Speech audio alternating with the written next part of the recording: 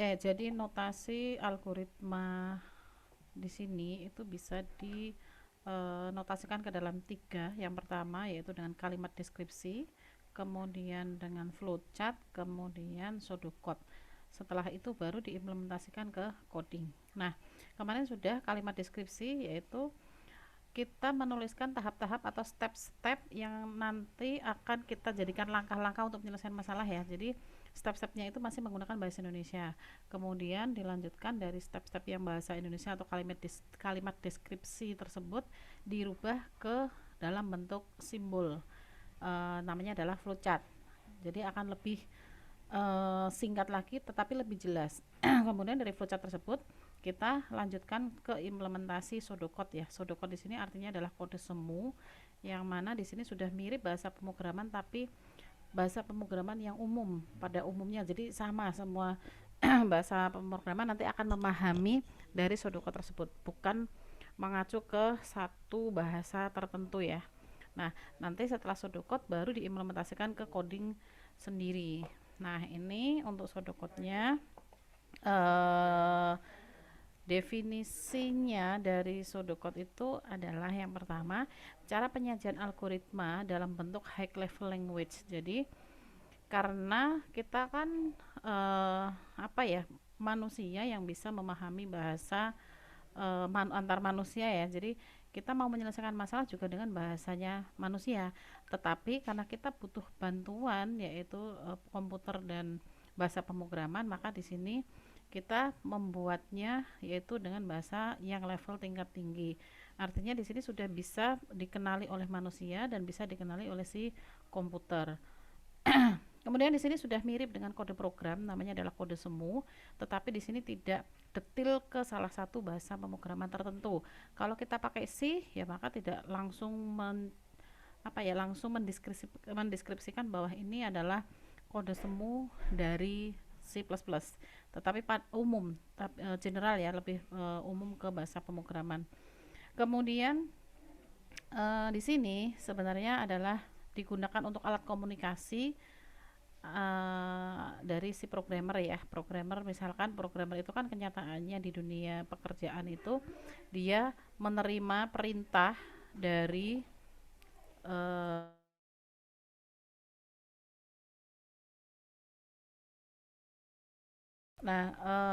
programmer itu akan menerima perintah dari si analis. Nah, di situ kan berarti dia alat komunikasinya di situ menggunakan pseudocode-nya itu. Jadi sebelum ke coding dia sudah ada panduannya ya, panduan atau acuan yang nanti akan dibuat programnya itu seperti apa dari pseudocode itu. Nah, di sini karena dengan pseudocode itu nanti ketika ada sesuatu yang lupa tertulis atau mungkin ada yang kurang atau mungkin ada yang eh, mungkin yang tidak perlu ditambahkan di coding itu akan kelihatan di dalam pseudocode terlebih dulu. Jadi sebelum implementasi ke program itu setidaknya kalau ada yang salah atau ada yang kurang itu nanti bisa terdeteksi terlebih dulu di pseudocode-nya. Nah, di sini pseudocode adalah metode penulisan bahasa Inggris sederhana yang merepresentasikan logik algoritma pemrograman. Jadi di sini adalah sudah merepresentasikan atau sudah mengarah ke dalam bahasa logik yang ada di bahasa pemrograman. Logik itu yang sudah berhubungan dengan logika ya. Kalau Sudoku itu adalah tiruan. Jadi makanya di sini kode semu karena di sini sudah menirukan bahasa pemrograman pada umumnya. Nah, untuk formatnya format penulisan pseudocode-nya di sini yang pertama ada judul programnya, kemudian ada deklarasi variabel atau rumus atau kamus, kemudian ada deskripsi dari algoritma itu sendiri. Nah, judulnya di sini ini jadi dia mau ngapain? Dia mau membuat program apa? Kemudian di bawahnya nanti ada deklarasi kalau kita menggunakan variabel, menggunakan konstanta, fungsi atau yang lainnya itu bisa diletakkan di bagian deklarasi variabel. Kemudian di sini selanjutnya adalah deskripsi algoritma atau langkah-langkah atau isi dari sesungguhnya dia mau menyelesaikan apa. Nah, itu bisa dimasukkan ke deskripsinya atau mungkin rumus penyelesaian rumusnya berada di dalam deskripsi. Nah, ini contoh nih. Algoritma luas persegi panjang. Jadi di sini kita akan menghitung luas dari persegi panjang. Di sini contohnya adalah algoritma untuk mencari luas persegi panjang sesuai nilai panjang dan lebar yang dimasukkan atau yang diinputkan. Deklarasinya, nah ini adalah judulnya ya, atau nama programnya. Kemudian deklarasinya, di sini kita mengenalkan variabel yang nanti akan kita gunakan. Variabel atau nilai inputan yang nanti akan diproses itu apa ketika mencari luas persegi, yaitu butuh nilai masukan panjang dan lebar. Maka di sini harus ada panjang, ada lebar. Ini dikenalkan dulu. Kemudian panjang dan lebar itu untuk ngapain? Untuk menghitung luas, untuk mengetahui hasil luasnya. Maka luas juga perlu dikenalkan, perlu dideklarasikan atau perlu dikenalkan bahwa di sini ternyata butuh masukan panjang dan lebar untuk mengetahui luas. Ketiga variabel ini butuh juga diatur nilai apa saja yang boleh mengisikan panjang, lebar, dan luas. Di sini nilainya adalah integer, berarti nanti yang boleh memasukkan panjang dan lebar adalah angka yang bulat, bukan yang desimal. Nah, deskripsinya di sini digunakan untuk menuliskan rumusnya dan mau diapakan variabel-variabel yang sudah dideklarasikan di sini. Nah, deskripsinya ternyata di sini ada baca panjang lebar. Berarti dia menginputkan panjang dan lebar, berarti dia membaca nilai yang sudah diinputkan ke dalam variabel P dan L, kemudian dihitung rumusnya. Luas itu sama dengan atau didapatkan dari panjang kali lebar. Kemudian luas yang tadi sudah dihitung, sekarang ditampilkan hasilnya, yaitu luas. Selesai. Itu ya untuk pseudocode-nya.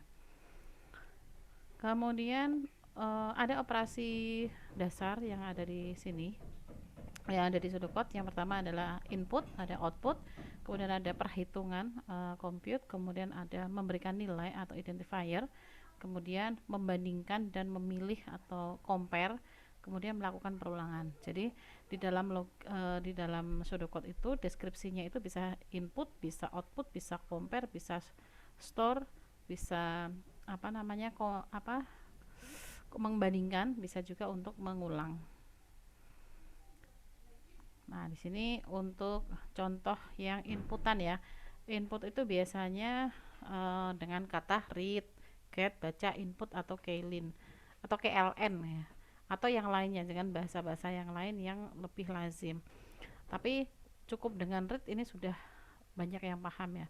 Baca atau read dengan bahasa Indonesia atau dengan bahasa Inggris sama aja.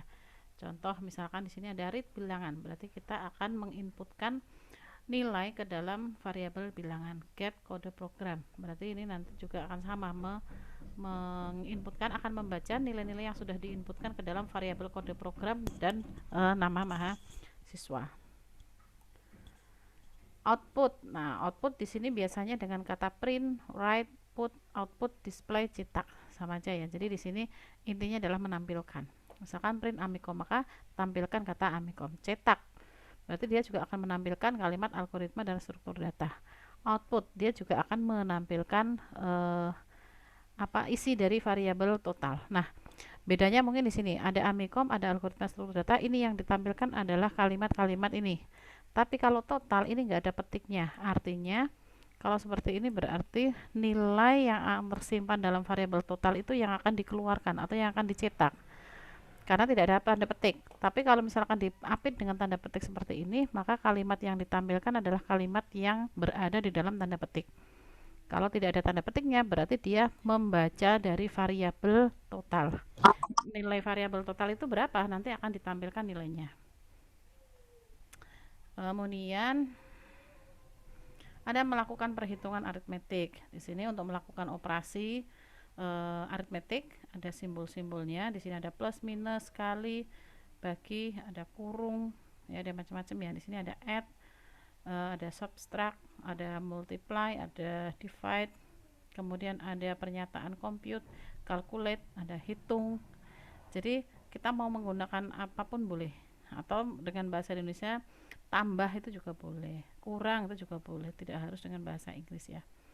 Misalkan contoh add number to total, berarti dia akan menambahkan angka ke dalam total, maka total didapatkan dari total ditambah nomor.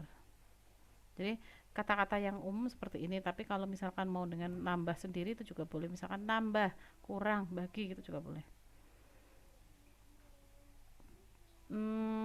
Kemudian untuk store, di sini 3 cara untuk memberikan nilai ke dalam variabel. Yang pertama adalah memberikan nilai awal atau mengeset bahwa variabel itu sudah ada isinya. Nah, di sini namanya adalah inisialisasi atau set. Kemudian memberikan nilai sebagai hasil dari suatu proses, maka di sini harus ada tanda sama dengan. Untuk menyimpan di sini ada stop, ada store. Ada save, ada store. Nah, contohnya di sini ada set. Berarti ada variabel counter itu di set dimulai dari atau diinisialisasi, nilai pertama dari variabel counter itu adalah 0. Nilai counter ini nilai awalnya dia ini diinisialisasi atau disetting, yang pertama adalah nilainya 0. Kemudian total sama dengan harga dikali jumlah. Kenapa di sini ada sama dengan? Karena ini memberikan nilai hasil total atau total dihasilkan dari harga dikali jumlah. Kemudian salah satu operasi terpenting dalam yang dapat dilakukan di sini untuk membandingkan, di sini ada if then else, dan and if. Ini untuk membandingkan ya, atau memilih decision atau pilihan. Jika pilih sama dengan 1, maka diskonnya 0,1 dikalikan harga. Tetapi kalau else itu berarti pilihnya bukan sama dengan 1. Jadi kebalikan dari 1. Jika pilihnya sama dengan 1, maka diskonnya 0,1 kali harga. Tetapi kalau tidak sama dengan ini, berarti tidak sama dengan pilih sama dengan 1, maka dia dapatnya diskon 0,2 dikalikan harga and if. Nah, ini untuk decision atau pilihan atau percabangan ya. Kemudian ada lagi untuk mengulang atau looping. Nah, di sini untuk looping itu perintahnya dengan do while dan end do. Misalkan di sini ada contoh bilangan 1. Nah, berarti di sini ada di set bahwa bilangannya itu dimulai dari angka 0. Do while bilangan lebih kecil dari 10. Berarti do while dia akan mengulang dimulai dari bilangan. Bilangannya nilainya berapa? 0. Berarti dia akan diulang. Ini akan diulang mulai dari 0 sampai kurang dari 10. Yang pada saat mengulang ini antara 0 sampai dengan kurang dari 10, kemudian dia tampilkan bilangannya ini. Tadi kan variabel ya, mulai dari 0 sampai sama dengan kurang dari 10. Berarti 0, 1, 2, 3, 4, 5, 6, 7, 8, 9. Kemudian di sini bilangan sama dengan bilangan plus 1. Berarti bilangan yang mulainya dari 0 maka nanti akan ditambahkan 1. Maka dari 0 tambah 1 jadi 1. Nanti bilangan lagi di sini 1 kurang dari 10, maka cetak lagi bilangannya berapa tadi yang ditambah 1, berarti bilangan 1 ditambah 1 jadi 2, dan seterusnya sampai bilangan itu nilainya dicek sampai kurang dari 10, misalkan sampai dengan 9. Nah, nanti kalau misalkan bilangan di sini nilainya sudah 10, maka 10 kan tidak sama dengan 10, tetapi 10 sama dengan 10, maka di sini dia selesai. Maka di sini ada end do. Berarti dia selesai cara ngulang atau selesai proses perulangannya. Nah, misalkan ini ada contoh diminta untuk menampilkan angka 1 sampai dengan 5. Nah, ini programnya judulnya adalah cetak 1 sampai 5. Deklarasinya di sini ada A sama dengan 1. Berarti A dimulai dari angka 1 ya. While dia akan ulang dulu. Dia diulang sampai kapan? Nah, ini ada syarat di sini. Ini ada syarat. Dia akan diulang jika A tidak sama dengan 6. Berarti kalau dimulai A-nya adalah 1, berarti 1 sampai dengan 6. Ya. Nah, yang pertama 1 tidak sama dengan 6 kan? Iya. Kalau misalkan iya, maka dia tampilkan do print A. Maka cetak A. A-nya berapa? 1. Karena kan 1 ini pertama adalah 1 ya. Kemudian ada A sama dengan A plus 1. Berarti A-nya tadi 1 ditambah 1 kan jadi 2. maka ini tersimpan dulu. Sekarang nilainya 2, dia naik ke sini lagi. Sekarang jadi A plus 1 kan 2 ya, tadi kan ini mulainya 1, sekarang jadi 2 di sini. Apakah 2 tidak sama dengan 6? Iya, karena lebih kecil dari 6. Maka tambahkan lagi A nya. A nya berapa? 2. Setelah itu tambahkan lagi A yang 2 ditambah 1 jadi 3, naik lagi ke sini, nilainya 3. 3 tidak sama dengan 6? Iya, tambahkan lagi A nya berapa? 3. Dan seterusnya, prosesnya sama persis, dia akan ulangi sampai nilai A itu sama dengan 6. Kalau sudah sama dengan 6, nanti ditampilkan, ketika ditampilkan dan dijumlahkan kan sudah menjadi 7 nih. Ketika di sini 6, ketika 6 ini sudah 6 ditambah 1 kan sama dengan 7. Nah, ketika 7 berarti pada saat pengecekan yang ke-7, 7 tidak sama dengan 6. Nah, 7 tidak sama dengan 6, tetapi dia terpenuhi atau tidak. Jadi syarat ini dia akan ulang sampai di sini bernilai false. Kalau dia nilainya sudah false, maka dia berhenti, tidak akan mengulang lagi. Tapi kalau syaratnya di sini masih true, di sini masih true, maka dia ngulang terus. Kalau misalkan di sini syaratnya sudah menjadi false, maka end while, berarti dia selesai, dia nggak ulang lagi. Kemudian end dia untuk menyelesaikan dari proses perulangan ini. Ya, jadi 7 itu kan sudah tidak sama dengan 6 ya.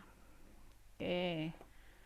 Kemudian menampilkan total penjumlahan 1 sampai dengan 5. Misalkan di sini judul programnya adalah cetak jumlah 1 sampai dengan 5. Total 0.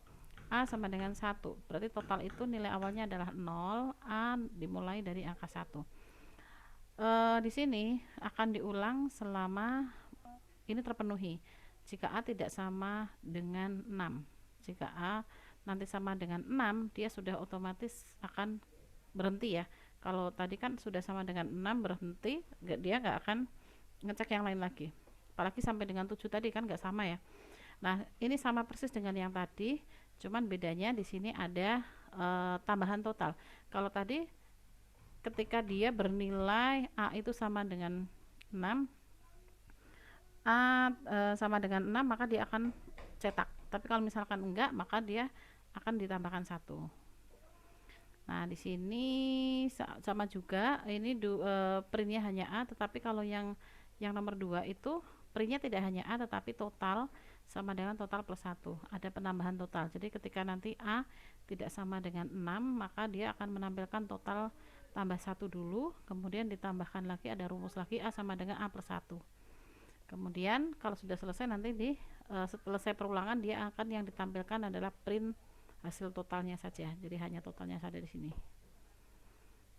Itu untuk perulangan. Nah, ini untuk yang percabangan atau pemilihan atau decision ya. Nah, di sini bilangan ganjil genap. Bilangan ganjil genap itu yang bisa diinputkan apa? Yang bisa diinputkan adalah hanya satu bilangan, yaitu bilangan. Kemudian hasilnya, ganjil genapnya itu adalah hasilnya. Kemudian hasil dari pembagian itu dengan bilangan itu dibatasi atau diberikan tipe data. Tipe data itu adalah untuk membatasi yang mana variabel hasil dan bilangan itu sebaiknya yang diinputkan hanya bilangan integer atau yang bilangan bulat. Nah, di sini dibaca dulu pilnya. Pil yang diinputkan itu angkanya berapa? Itu simpan di sini. Kemudian hasil diambil dari hasil itu adalah pil yang diinputkan atau angka yang diinputkan itu di mut 2 atau dibagi 2. Sisanya ada enggak ketika angka yang diinputkan di dalam variabel pil itu ketika dibagi 2 memiliki sisa enggak? Jika hasil yang dibagi itu sisanya 0, maka dia bilangan genap. Tapi kalau hasil itu yang didapatkan dari pil yang diinputkan di mut 2 itu ternyata sisanya tidak 0, maka dia mencetak keterangan ganjil. Jadi seperti itu. Nah, ini ada contoh. Jika nilai angka lebih dari 80, maka nilai hurufnya adalah A. Jika nilai lebih dari 70, lebih dari sama dengan 70, maka B. Jika nilai lebih dari sama dengan 60, maka C. Jika nilai sama dengan jika nilai lebih besar sama dengan 50, maka D. Dan jika nilainya itu kurang dari 50, maka E. Maka di sini sodokotnya adalah read nilai. Jadi nilai itu adalah nilai yang ini, nilai yang nanti akan diinputkan, yang mana nilai itu kriterianya adalah antara 80 ke atas, antara 70 sampai dengan 79 ya, karena di sini kan 80 sudah miliknya yang atas, sehingga di sini yang akan diinputkan, yang akan dibaca adalah nilai. Jika nilai itu lebih besar sama dengan 80, then write atau ditampilkan nilai A. Selain itu, else if atau selain itu, jika nilai lebih besar sama dengan 70, maka ditampilkan adalah B. Selain itu, jika nilai yang dimasukkan itu antara 60 ke atas sampai dengan 69, maka C. Jika yang diinputkan itu adalah lebih dari sama dengan 50 sampai dengan 59, maka dia D. Selain nilai-nilai ini, selain 50 sampai dengan lebih besar dari 80, maka dia masuknya nilai E. Kalau lebih besar dari 80 bisa 100, bisa 90, maka A ya. Tapi kalau misalkan di sini E itu berarti yang belum terakomodir yang mana? Berarti yang kurang dari 50. Berarti bisa jadi 0 sampai dengan 49, sekian. Jadi di sini masuknya adalah kategori E. Nah, ini ada contoh yang lain. Ada input X sama Y, kemudian Z sama dengan, atau Z itu didapatkan dari X tambah Y. Kemudian ada rata-rata, rata-rata itu dapatnya dari Z dibagi 2. Outputnya adalah rata-rata. Sama halnya dengan teman-teman ketika belajar matematika kan ada inputan nilai matematikanya apa gitu ya. Jadi kalau di matematika kan misalkan X tambah Y, tambah, kenapa sama dengan tambah Y sama dengan Z. Nah, tapi kalau di algoritma kebalik, di sini Z sama dengan X tambah Y, di balik ya. Tapi kalau di pseudocode sama dengannya itu diganti dengan tanda panah. Berarti Z itu didapatkan dari penjumlahan X dan Y. Tuh. Kemudian contoh lain lagi nih, tuliskan algoritma pseudocode untuk mencari luas dan keliling suatu bola. Bola itu kan bulat ya, berarti ada jari-jari. Di sini inputnya adalah jari-jari.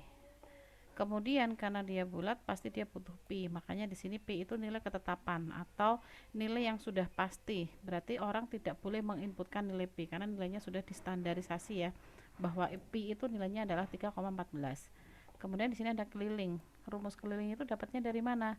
Dari 4 dikali pi dikali r pangkat 2. Luasnya dapatnya dari mana? Dari keliling dikali r dibagi 3. Maka rumus yang tadi itu kan ada keliling dan luas, maka tampilkan hasil rumus yang tadi sudah kita hitung itu outputnya seperti apa, atau hasil perhitungannya itu nilainya berapa. Oke, mungkin itu untuk pseudocode.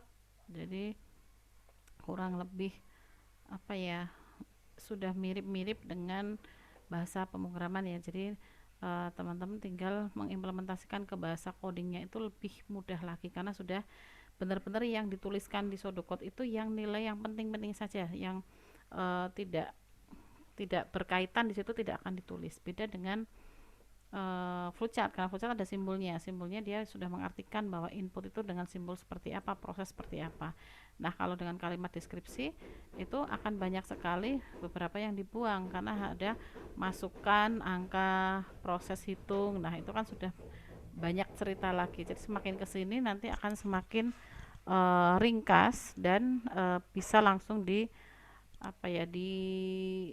langsung menuju intinya dan bisa langsung cepat untuk dikodingkan. Oke, mungkin itu ada yang mau ditanyakan sebelumnya.